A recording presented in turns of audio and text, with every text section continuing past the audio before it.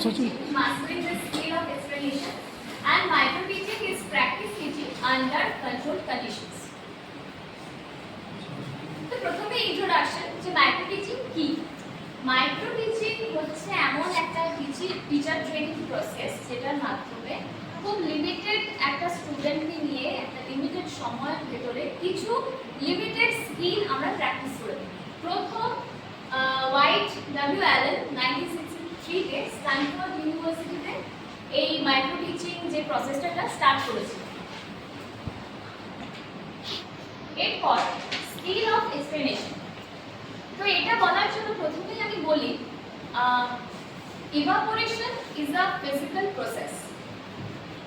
এরপরে আমি বলছি ভিজে জামা কাপড় যদি বাইরে মেলা হয় সূর্যের তাপের মাধ্যমে সে জলটা শুকিয়ে বাষ্পে পরিণত হয় এবং বাতাসে মিশে যায়।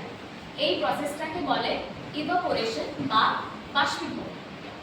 এই যে প্রথমেই আমি যে দুটো জিনিস বললাম, একটাতে একটা কমপ্লেক্স টপিককে থিওরিকে সহজ এবং কিছু কিছু ইন্টার রিলেটেড স্টেটমেন্টসের মাধ্যমে এক্সপ্লেন করে স্টুডেন্টদের কাছে, যেটাতে তারা ইজিলি সেই জিনিসটা ক্যাচ করতে পারে।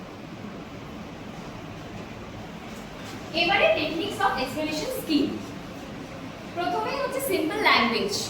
যে কোনো একটা কমপ্লেক্স টপিক আমাদেরকে সেটাকে ভেঙে একদম ইজিভাবে স্টুডেন্টদের কাছে রিপ্রেজেন্ট করতে হবে, যাতে স্টুডেন্টদের কাছে পুরো বিষয়টা পৌঁছায়, কিন্তু কখনো যে কোনো কমপ্লেক্সিটি ছাড়া পুরো ব্যাপারটা সেম থাকবে, অথচ তারা জিনিসটা ইজিলি অ্যাকসেপ্ট করতে পারবে।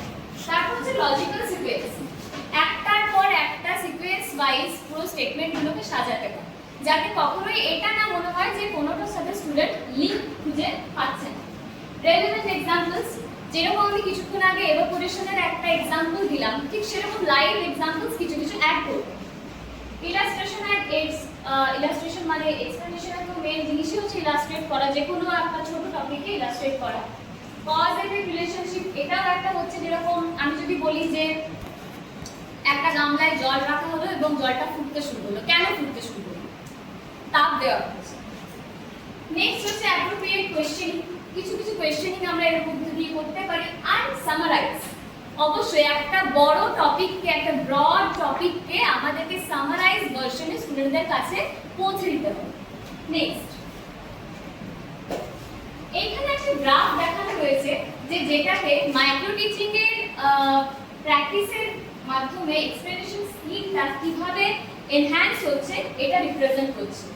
প্রথমে এই স্কিলটা ছিল 45%, তারপরে এটা প্র্যাকটিস করতে করতে এক্সপ্লেনেশন স্কিলটা মাইক্রো টিচিং এর থ্রু দিয়ে প্র্যাকটিস করতে করতে 60% এ আসে, আর লাস্ট 94% পর্যন্ত এটা ইনক্রিজ করে।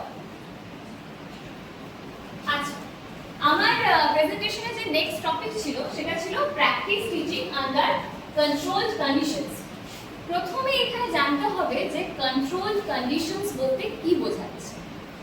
এখানে লিমিটেড স্টুডেন্টসকে রাখা হয়, টাইম লিমিটেড থাকে, যে কোনো একটা ইউনিটকে ধরে আমরা এখানে আমাদের টিচিং প্রসেসগুলো অ্যাপ্লাই করি, প্লাস যেদিন এটা প্র্যাকটিস করা হয় সেদিন যে কোনো একটা স্কিল প্র্যাকটিস করা হয়। এখন আমরা প্রত্যেকেই এই ফেজটা দিয়েই যাচ্ছি যেখানে আমরা এই মাইক্রো টিচিং এর স্কিলগুলো প্র্যাকটিস করছি। এখানে আমরা সবাই দেখছি যে আমরা প্রত্যেকদিন যে কোনো একটা স্কিল নিয়েই হয়তো বলি, মেবি ওটা ইন্ট্রোডাকশন, মেবি ইলাস্ট্রেশন করে।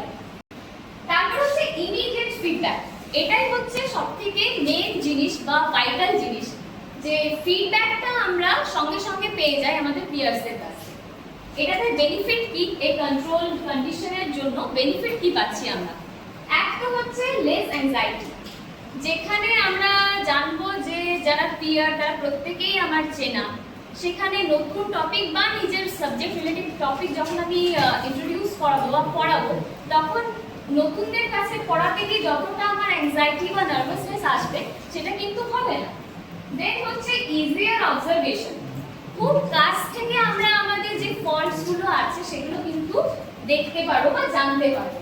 আর ফাস্টার ইমপ্রুভমেন্ট, যেহেতু ফিডব্যাকটা আমরা খুব তাড়াতাড়ি পেয়ে যাচ্ছি, সেজন্য আমাদের ইমপ্রুভ করার বা আমাদের যেখানে খামতি থেকে যাচ্ছে সেই জিনিসটাকে ঠিক করার টাইম এবং সুযোগ দুটোই খুব বেশি থাকে।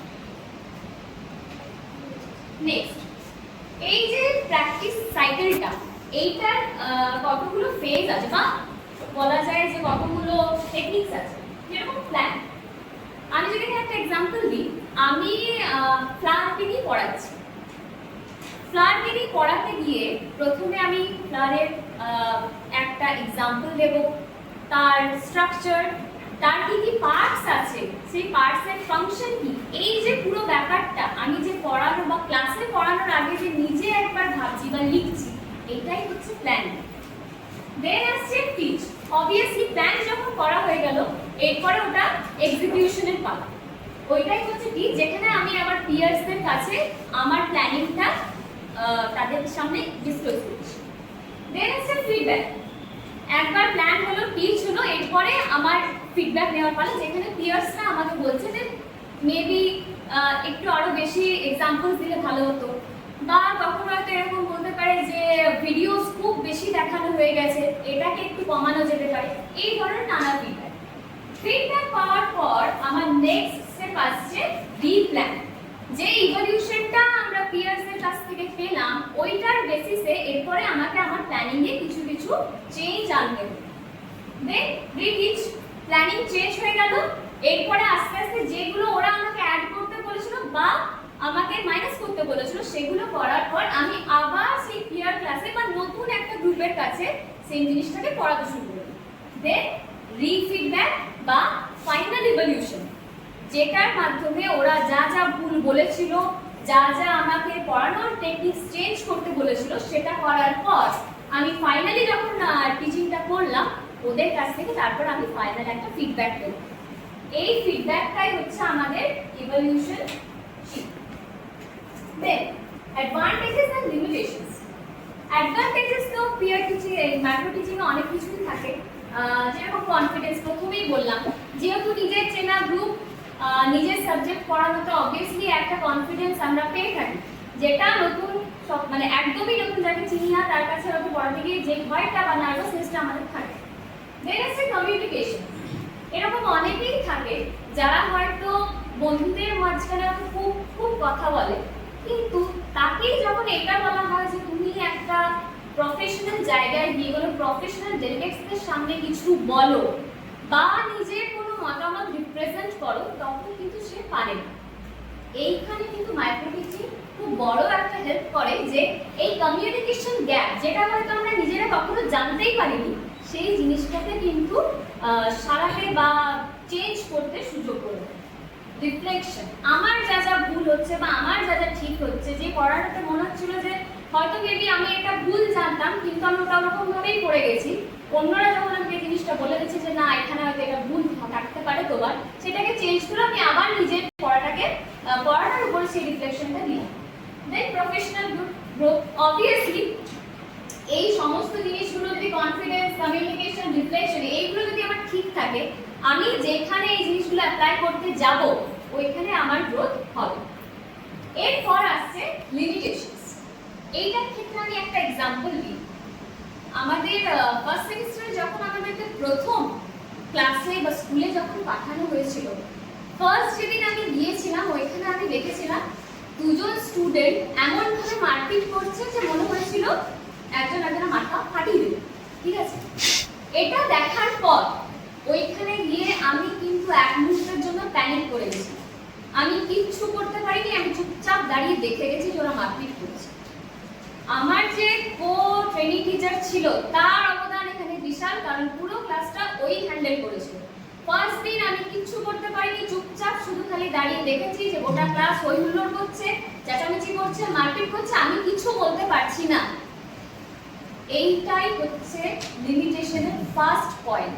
মাইক্রো টিচিং এ আমরা একটা আর্টিফিশিয়াল সেটিং পাই, কোনো পিয়ার আমাদের কিন্তু এরকম উঠে নিয়ে মারপিট করবে না বা চেঁচামেচি করতে শুরু করে দেবে না, যেটা একটা রিয়েল ক্লাসরুমে আমরা ফেস করছি।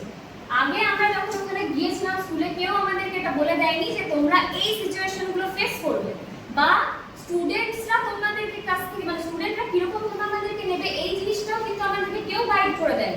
আমরা যখন ক্লাসরুমে ফার্স্ট পা রাখলাম তখন কিন্তু এই সমস্ত জিনিসগুলো আমরা দেখেছি। এরপর হচ্ছে স্মল ক্লাস। পিয়ার টিচিং বা মাইক্রো টিচিং মেইনলি আমরা 5 থেকে 10 জন এই পিয়ার গ্রুপের ভেতরেই করছি।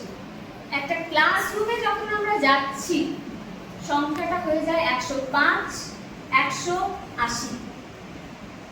5 জনকে আমি যতটা আস্তে গলা করে বা যতটা ভালোভাবে বোঝাতে পারবো, একটা 100 জন স্টুডেন্টের ক্লাসে আমি অতটা ভালো করে কি বলতে পারবো? প্রথমেই পারবো না। আমরা অনেকেই জানি না যে আমাদের ভয়েস রেঞ্জ কতটা যেতে পারে যে লাস্ট বেঞ্চ পর্যন্ত স্টুডেন্ট ভালো করে শুনতে পারে। এটা একটা গেল। প্লাস ওই যে আমি কয়েকজনকে বলছি পড়াচ্ছি, তারপরে তার সাথে যে অন্য যারা বাচ্চারা আছে তারা যে বদমাশি করছে না বা তারা যে শুনছে পড়াটা, এটাও কিন্তু আমি বুঝতে পারছি না। স্মল গ্রুপ আর একটা বড় ক্লাসরুমের ভেতরে কিন্তু এটা একটা খুব বড় difference. Then is a short duration.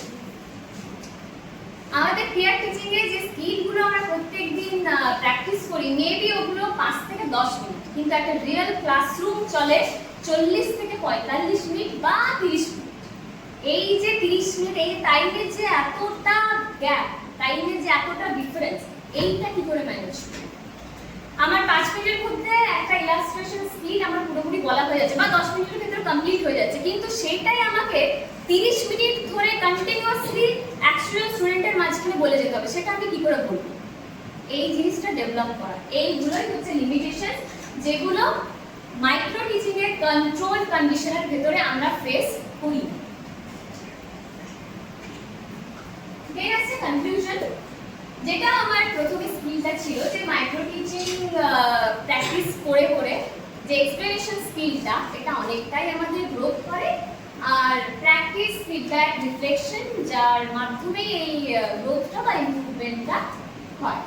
তো লাস্টে আমার একটা কোট ছিল, মানে আমার নয়, এই এমিনেন্ট পারসন তার ছিল, ভিন্স লম্বার্ডি, যে practice doesn't make perfect, only perfect practice makes perfect. প্র্যাকটিসটাও যেটা করতে হবে সেটাও পারফেক্টলি করতে হবে, যাতে যে আউটকামটা আমি পাবো সেটা যেন পারফেক্ট হয়। তো that's all from my side. Thank you.